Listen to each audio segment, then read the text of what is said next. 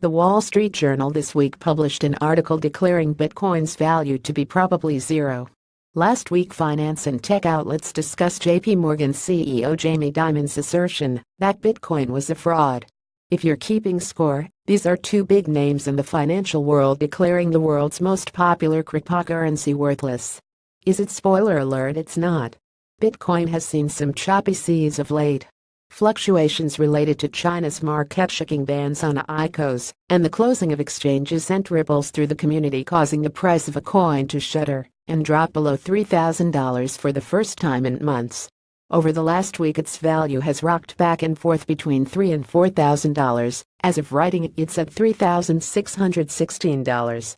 The Wall Street Journal article, like many others, points out that Bitcoin is a great currency for drug dealers. The author doesn't point out that it's also a great currency for CEOs or janitors. And let's not kid anyone, the US dollar is still the currency of choice for drug dealers around the world. Bitcoin makes it easier to deal drugs in the same way that Tesla makes it easier to rob banks. Someone with a deep understanding of finance might find Bitcoin to be unsustainable. Many will point out that there's a 21 million coin limit, and at some point speculation will cease. There's also a limit on how much money we should print, but the US is overdrawn by trillions of dollars on that account. You could also point to the cryptocurrency developers who insist that Bitcoin doesn't play by the same rules as fiat currency. The fluctuations in value don't bother them because they're playing with house money and betting blockchain.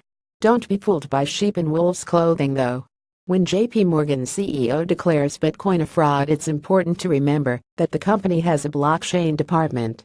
If you're investing $1 in Bitcoin, it represents more than $1 lost business to JP Morgan. The implications of any future transactions you perform further cut out middlemen like JP Morgan. Bitcoin, in theory, makes any transaction easier, not just the ones that evade taxes or purchase drugs.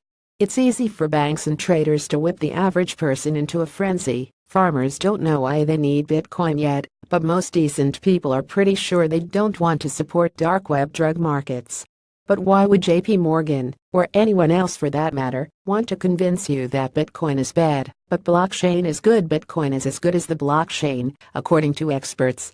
It might not be the best investment, but calling it a fraud or saying it's worth zero is a classic case of the lady doth protest too much. There's a lot of smug money tied up in Bitcoin right now. The really smart people in finance want people to start dumping it off because, while they're convincing you that Bitcoin is a fraud with one hand, they're trying to sell you a different cryptocurrency with the other. According to best-selling author and financial expert James Altucher, 880 out of the 900 or so cryptocurrencies will ultimately prove worthless. If he's right, the cryptocurrency market, despite the big players swearing up and down that blockchain is the future, will collapse save a few strong contenders for your e-wallet. Bank of America, JP Morgan, and Mark Cuban all have stakes in cryptocurrency. Perhaps the cryptocurrencies backed by major players will squash all but the oldest and most valuable ones, like Bitcoin and Ethereum. Is Bitcoin a fraud or a competitor? The answer may be different depending who you ask. Read next. Mark Zuckerberg presents 9 points to tackle politics on Facebook.